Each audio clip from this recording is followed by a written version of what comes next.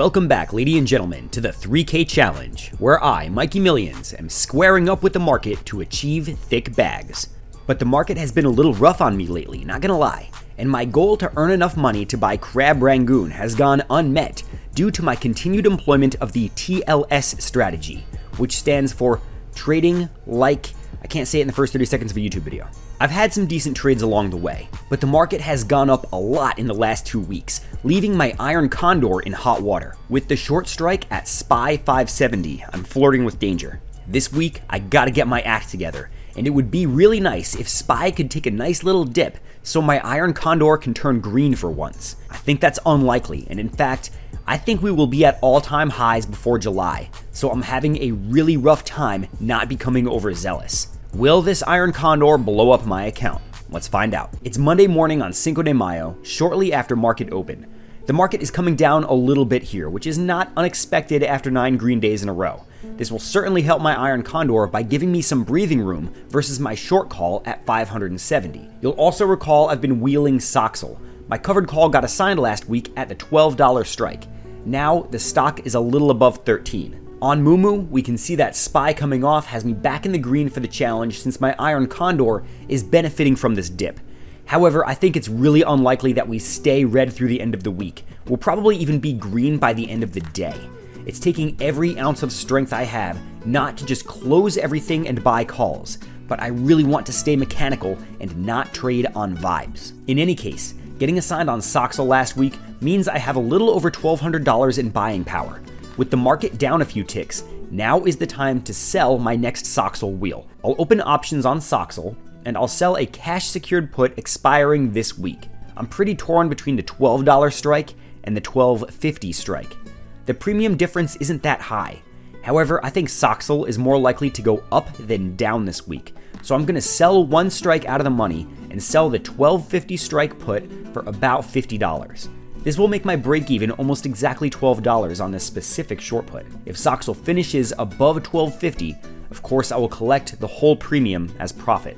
I'm really hoping I'm wrong about the market reaching new highs in the near future, since my portfolio is not postured for it. I really hope we do dip a bit, so I can close this iron Condor and move on. So far, all I've done is tie myself into this position when I really want to just go long. Let's give the market some time and we'll come back later in the week. But if I don't do the sponsored segment, then I don't get paid, and Moomoo's sponsorship is what makes this series possible because I make next to nothing on these videos themselves. For about 3 more weeks, Moomoo is dishing out the largest number of free shares I have ever seen as part of its new user promotion. We're talking up to 60 free shares, which is unheard of. And while you wait for those shares to vest, you'll also collect 8.1% APY on cash. All you need to do to take advantage is make your deposit, leave it in cash, and collect that 8.1% interest until the shares hit your account. Then, you're free to sell the shares if you want to. For existing users, there's no free share deposit bonus, but you want to cash in your Moo points for share vouchers through the Task Center. Once you have your vouchers, which you can see in the Coupons tab, all you have to do is buy a share at full market price, and then when the trade settles, the value of the voucher will be returned to you as cash. You can also get merch instead of vouchers if you really want it. This offer runs through June 3rd, so don't wait too long. It'll be a while before we see another offer like this. Thank you to Moomoo for sponsoring, and now let's see if my iron Condor is still alive. It's Wednesday morning, May 7th, and we've had some worthwhile movement over the past couple of days. Soxal is now flirting with my short strike at $12.50 after being down to almost $12 at the low yesterday. But Soxal being triple leveraged, this thing moves very quickly. I'm not worried at all about it being assigned. If I am assigned, I'll just swap to covered calls. SPY has been really choppy. I was close to closing my iron Condor for a loss and swapping into calls, but so far I'm really glad I didn't. Bulls are having a hard time getting into the upper 560s, but I'm not confident that the bears have much strength left. I'm really worried about this iron Condor.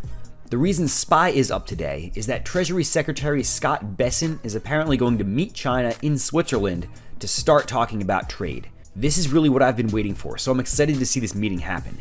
It really doesn't matter if anything gets done. As long as both sides leave the meeting planning on having more meetings, that's extremely bullish. The only way this fails is if China storms out of the meeting and denounces further talks, which I think is unlikely. Over on Moomoo, I'm back to about $150 total gained. but this Condor is continuing to suppress any further gains. I really need a decisive leg down, like a good 3% drop, to untangle my iron Condor.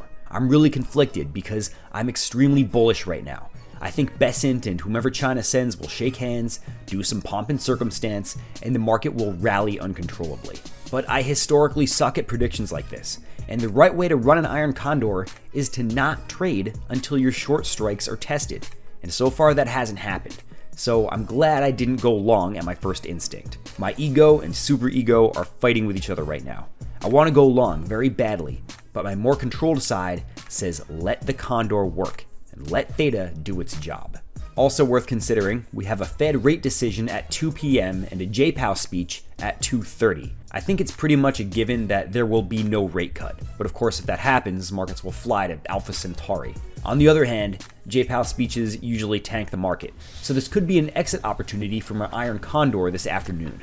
I'll be waiting for this with bated breath. JPOW is about to speak, so let's listen in. But warning beforehand, I hear he's not happy and there will be foul language. If there are kids around, lower the volume. Fuck your fucking options. Fuck your fucking zero DTE calls. Fuck the economy. Fuck inflation. Fuck your soft landing. I am sick of this shit. Fuck Wall Street. Fuck you all. I'm fucking out. Thank you, Jerome. As expected, there is no rate cut. But unexpectedly, the market has been chopping around in a tight range since the speech. There is no huge drop like usual. However, that's not necessarily good news for me because I wanted a nice dip so I could exit my Condor and load the boat on bullish positions. Despite that, I am finally above $200 gain, now around $250, and the Rangoon is so close I can smell it.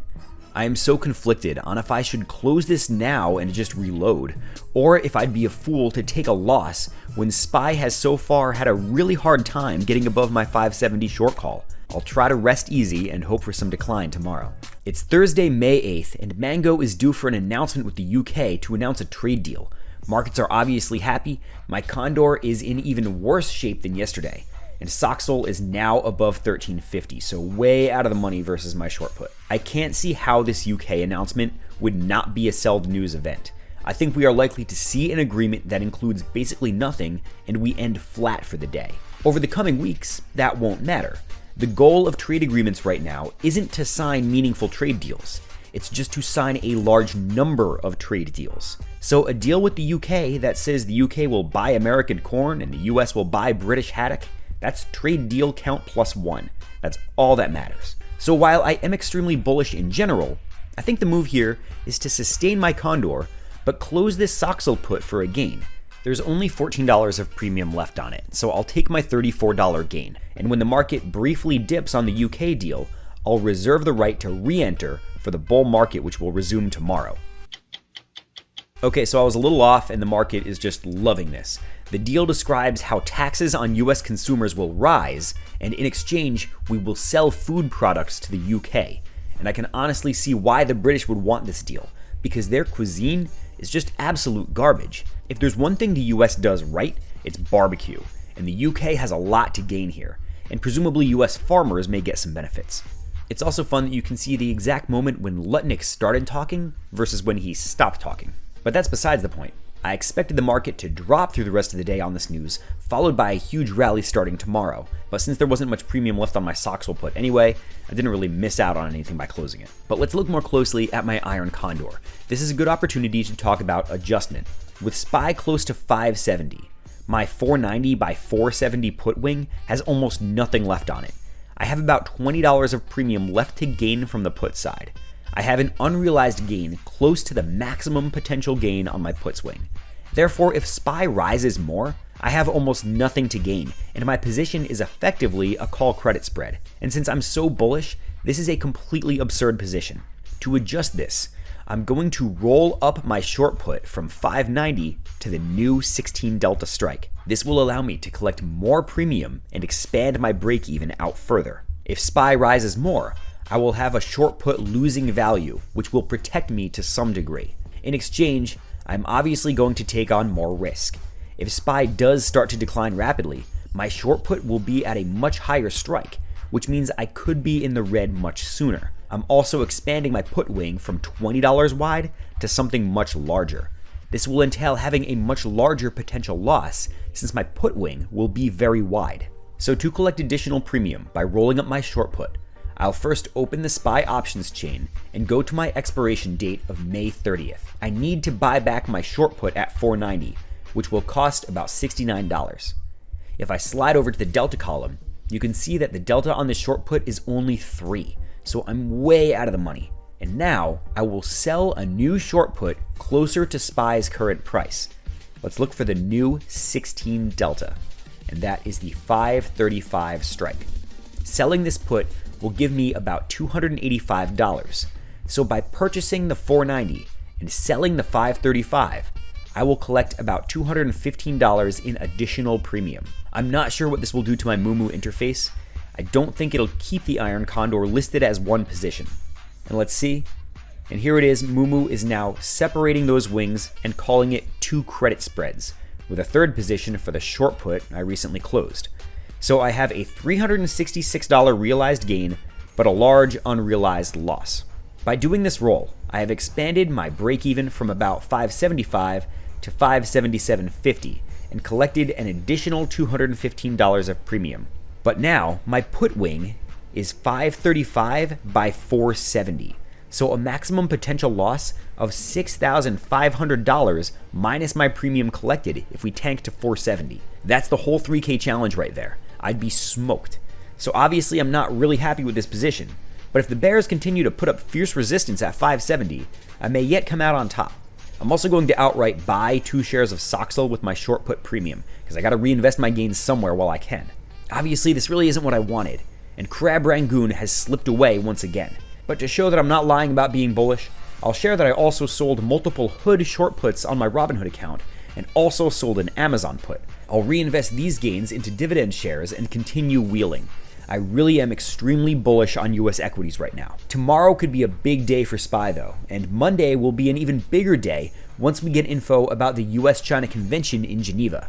I expect that to be an extremely bullish event as long as China doesn't storm out of the room and refuse any further negotiation. But even as bullish as I am, I'd still like at least a little red here. We'll see what happens tomorrow. Wrapping up the week on Friday, the market is pretty flat, but I'm optimistic because Mango is floating the idea of reducing tariffs on Chinese imports, which I do believe will happen when Besant meets the Chinese delegation in Geneva this weekend. You'll also see Amazon and Robinhood on my watch list. If you're wondering why, it's because I'm wheeling them on Robinhood. On Moomoo, my only open position is the Iron Condor because it is eating so much buying power on account of my put wing being expanded. But here is a good demonstration of what rolling up my short put yesterday is doing for me. Now that Moomoo is breaking this Iron Condor into 2 vertical spreads, you can more clearly see the impact. With SPY down just a hair, my call wing is benefiting, but since SPY is not dropping significantly, I'm also gaining on my put wing. You'll see a $20 gain on the put side. This is only possible because I rolled up my short put yesterday, so now my put side has some worthwhile premium to lose. If I did not roll my short put from $4.90 to $5.35, then this wing may only have gained $2 or $3, since there just wasn't any premium to begin with. My profit and loss today has effectively doubled because of that roll, and now I'm feeling a lot more confident about holding this Condor. You'll see the position has an unrealized loss of $559, versus the realized gain of $366 from the short wing yesterday. That still leaves me about $190 in the hole. So I'll be looking forward to Theta starting to melt these prices off. My overall portfolio is still short of Rangoon levels, but now that expiration is closing in and SPY can't seem to break above 570, Theta should really start kicking. Despite this mess I've tangled myself into, I may yet emerge on top. This weekend will be big. I just want to see nothing crazy happen in Geneva, and will continue to climb out of this self-imposed bear market. Thank you guys for watching. I invite you to join our free Discord, and I'll catch you in next week's episode.